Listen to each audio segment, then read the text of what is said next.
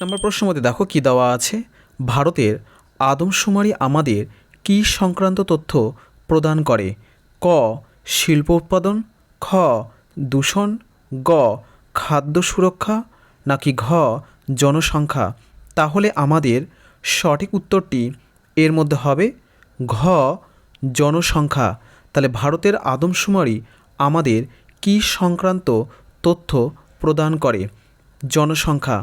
পরের প্রশ্নের মধ্যে দেখো কি দেওয়া আছে, পরের প্রশ্নের মধ্যে দেওয়া আছে কি, সাল হেস উৎসবটি কোন রাজ্যে অনুষ্ঠিত হয়? ক তামিলনাড়ু, খ পাঞ্জাব, গ গুজরাট, নাকি ঘ বিহার? তাহলে আমাদের সঠিক উত্তরটি এর মধ্যে হবে ঘ বিহার। এই প্রশ্নের মধ্যে দেখো কি দেওয়া আছে, ভারতে প্রতিবেশী রাষ্ট্রগুলির মধ্যে কোনটিতে সর্বাধিক জনঘনত্ব লক্ষ্য করা যায়?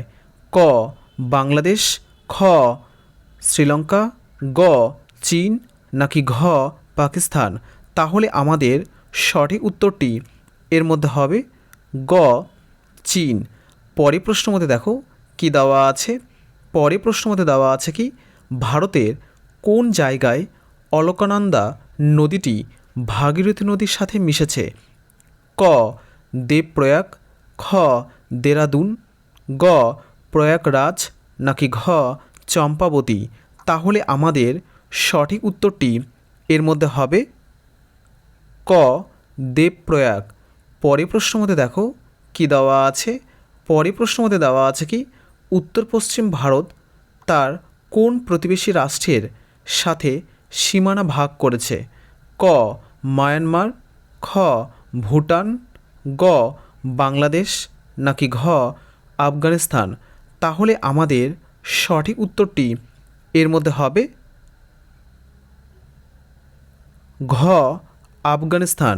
তাহলে উত্তর পশ্চিম ভারত তার কোন প্রতিবেশী রাষ্ট্রের সাথে সীমানা ভাগ করেছে? আমাদের উত্তর হয়ে যাবে আফগানিস্তান। পরের প্রশ্নের মধ্যে দেখো কি দেওয়া আছে, পরের প্রশ্নের মধ্যে দেওয়া আছে কি, 2021 আদমশুমারি অনুযায়ী ভারতে কোন রাজ্যে শিক্ষিতের হার সবচেয়ে কম? ক গুজরাট, খ বিহার, গ আসাম, নাকি ঘ উড়িষ্যা? তাহলে আমাদের সঠিক উত্তরটি এর মধ্যে হবে খ। পরের প্রশ্নের মধ্যে দেখো কি দেওয়া আছে, পৃথিবীর সর্বনিম্ন স্থান হলো কি যা প্রশান্ত মহাসাগরে অবস্থিত?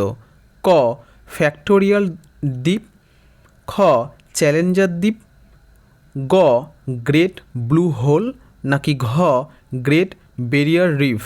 তাহলে আমাদের সঠিক উত্তরটি এর মধ্যে হবে খ চ্যালেঞ্জার দ্বীপ। তাহলে পৃথিবীর সর্বনিম্ন স্থান হলো কি যা প্রশান্ত মহাসাগরে অবস্থিত? আমাদের উত্তর হয়ে যাবে চ্যালেঞ্জার দ্বীপ।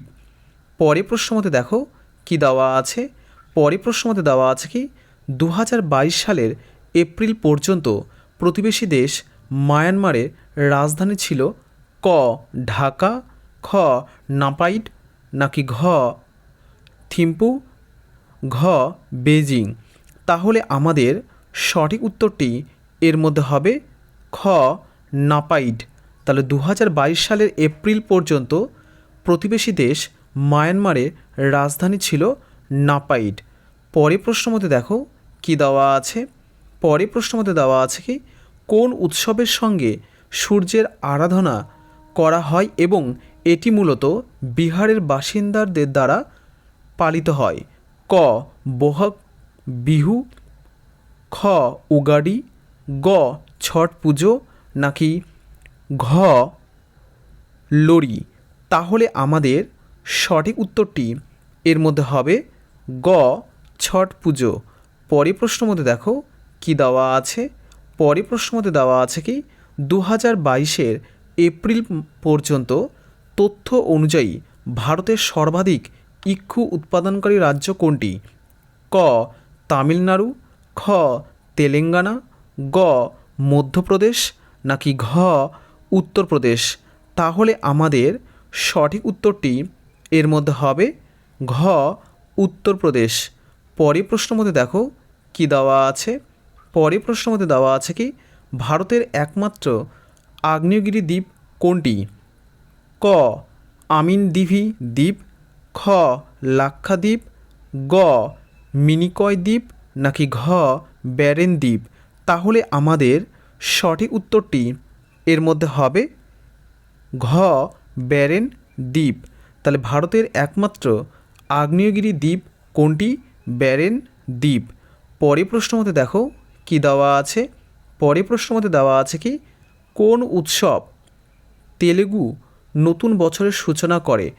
ক ওনাম, খ গুডি পাডওয়া, গ পোঙ্গল, নাকি ঘ উগাডি। তাহলে আমাদের সঠিক উত্তরটি এর মধ্যে হবে ঘ উগাডি। তাহলে কোন উৎসব তেলেগু নতুন বছরে সূচনা করে? আমাদের উত্তর হয়ে যাবে উগাডি। পরের প্রশ্নের মধ্যে দেখো কি দেওয়া আছে। পরের প্রশ্নের মধ্যে দেওয়া আছে কি দেশগুলির মধ্যে কোনটি মেরু অঞ্চলে অবস্থিত? ক কানাডা, খ কলম্বিয়া, গ চীন, নাকি ঘ চিলি।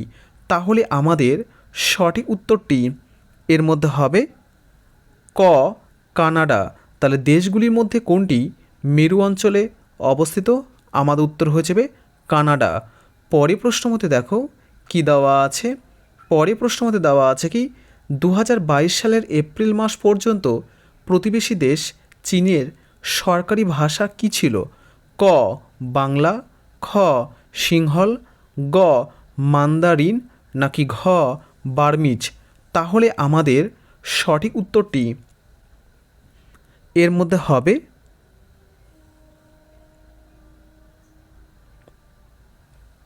গ মান্দারিন। তাহলে 2022 সালের এপ্রিল মাস পর্যন্ত প্রতিবেশী দেশ চীনের সরকারি ভাষা ছিল মান্দারিন। পরের প্রশ্নের মধ্যে দেখো কি দেওয়া আছে। পরের প্রশ্নের মধ্যে দেওয়া আছে কি নিচের খনিজগুলির মধ্যে কোনটি ছোটনাগপুর অঞ্চলে পাওয়া যায় না? ক সোনা, খ লৌহ আকরিক, গ ক্রোমাইট, নাকি ঘ কয়লা। তাহলে আমাদের সঠিক উত্তরটি এর মধ্যে হবে ক সোনা। তাহলে নিচের খনিজগুলির মধ্যে কোনটি ছোটনাগপুর অঞ্চলে পাওয়া যায় না? আমাদের উত্তর হয়ে যাবে সোনা। পরের প্রশ্নের মধ্যে দেখো কি দেওয়া আছে।